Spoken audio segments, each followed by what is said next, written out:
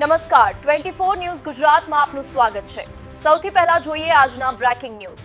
રાજ્યમાં સોનગઢ નગરમાં કેટલાક હિન્દુ સમાજના યુવાનોને ડિટેન કરવામાં આવ્યા બાદ શહેરમાં અસંતોષની લાગણી ફેલાઈ ગઈ છે। યુવાનોને પોલીસ સ્ટેશનમાંથી મુક્ત કર્યા બાદ સમાજના લોકો દ્વારા ફુલાર પહેરાવી સન્માન કરવામાં આવ્યું હતું, જે ઘટનાએ રાજકીય અને સામાજિક ચર્ચાઓને વેગ આપ્યો છે। સ્થાનિક આગેવાનોનું કહેવું છે કે નિર્દોષ યુવાનોને અનાવશ્યક રીતે ડિટેન કરવામાં આવ્યા હોવાના આક્ષેપો ઉઠી રહ્યા છે। કેટલાક લોકોએ રાજ્યની કાયદો વ્યવસ્થાની કામગીરી પર પ્રશ્નો મૂક્યા છે અને કહ્યું છે કે છેલ્લા સમયમાં તાપી જિલ્લામાં આવી ઘટનાઓમાં વધારો જોવા મળી રહ્યો છે। સમાજના વર્તુળોમાં ચર્ચા ચાલી રહી છે કે કાયદાની કાર્યવાહી દરમિયાન પારદર્શિતા અને સમાનતા જળવાઈ રહી છે કે નહીં, જો કે આ મામલે પોલીસ તંત્ર તરફથી સત્તાવાર નિવેદન હજુ સુધી પ્રાપ્ત થયું નથી। ઘટનાને પગલે શહેરમાં થોડો સમય તંગદિલીનો માહોલ રહ્યો હતો, પરંતુ આ સ્થિતિ શાંતિપૂર્ણ હોવાનું જાણવા મળે છે। સ્થાનિક નાગરિકોએ માંગ કરી છે કે સમગ્ર ઘટનાની નિષ્પક્ષ તપાસ થાય અને ભવિષ્યમાં આવી પરિસ્થિતિ ઊભી ન થાય તે માટે યોગ્ય પગલાં લેવાય। રિપોર્ટર હાર્દિક જોશી, સોનગઢ।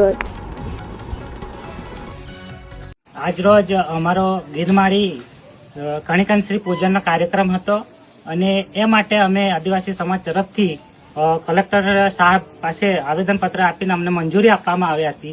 તેમ છતાં અમારા દેવ બિરસા સેનાના અધ્યક્ષને કટાસવાણ ગામે ડિટેન કરવામાં આવ્યા છે અને બીજું કે અમારા અન્ય કાર્યકર્તા શ્યામભાઈ ગામિતને પણ ડિટેન કરવામાં આવ્યા છે અને અમને ત્યાંથી રિટર્ન કરી દેવામાં આવ્યા છે અને અત્યારે હાલ અમે દેવલીમાળી મંદિર ખાતે આવ્યા છીએ। રામ રામ, હું દિનેશ કુમાર ગામિત। સોશિયલ મીડિયા મારફત અમને જાણવામાં મળ્યું કે ગીરમાળી કણિકનશ્રી ખાતે કલેક્ટરશ્રી અથવા પ્રશાસન તરફથી પૂજા કરવા જવાની મંજૂરી આપેલ છે, જેથી અમો એક આદિવાસી તરીકે આજરોજ ત્યાં અમે જતા હતા તો નાના બંદરપાડા આગળ અમને રોકવામાં આવ્યા અને કહેવામાં આવ્યું કે તમે વળી જાઓ, આ રસ્તો બંધ છે।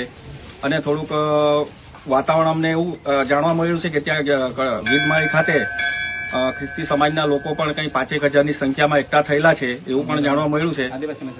હા, અને આદિવાસીને જવા નથી દેતા। અમારો હક એટલો જ હતો કે અમારી જગ્યા છે ને અમારે ત્યાં જવું હતું, પણ આજે આમ નાગરિક તરીકે મારે પણ બોલવાની ફરજ પડે છે કે આ થોડુંક ખોટું થઈ રહેલું છે અને આવનારા સંજોગોમાં અમે આ બાબતે ઉગ્ર આંદોલન કરીશું, કલેક્ટર શ્રી આગળ ધરણા કરીશું અને આ બાબતે અમારે ન્યાય મળવો જોઈએ। અમે એક આદિવાસીની દેવી છે ત્યાં અમને નથી જવા દેતા। આ તો કઈ રીતનું અમારું ગુજરાત કહેવાય? આ ગુજરાતમાં આવું ન ચાલવું જોઈએ। અમારા આદિવાસીની વર્ષોથી પરંપરાથી ત્યાં અમારે પૂજા કરતા આવેલા છે અને ત્યાં અન્ય ધર્મના લોકો દ્વારા જે એક્રોચમેન્ટ થયેલું છે ને અમને પણ નથી જવા દેતા। એમની સાથે અમને કાંઈ વાંધો નથી, પણ અમારું પણ ત્યાં સ્થાન છે તો પણ અમને ત્યાં જવા દેવું જોઈએ એવી અમારી કલેક્ટરશ્રી આગળ માંગણી હતી અને મંજૂરી પણ આપી હતી। હવે કોકના ઇશારે કંઈક હવે અચાનક આવું કંઈ રંધાઈ ગયું એવું અમને ગંધ આવે છે, તો આ બાબતે પ્રશાસન અને ગુજરાત સરકાર શ્રી તરફ હું આ બાબતે ન્યાયની માંગણી કરું છું કે અમને દેવામાં આવે। અમને કોઈ ધર્મ સાથે વાંધો નથી, પણ અમારી પણ એક દેવસ્થાન ત્યાં બેઠું છે કે આદિ અનાદિકાળથી બાપદાદાથી પૂજતા આવેલા છે, ત્યાં અમને નથી જવા દેતા। તો આ બાબતે અમારો ઉગ્ર વિરોધ છે અને સરકાર આ બાબતે અમારી માંગણીને ધ્યાન આપે, નહીં તો આવનારા સમયમાં આદિવાસી સમાજમાં ઉગ્ર આક્રોશ ફાટી નીકળશે એવું હું માનું છું।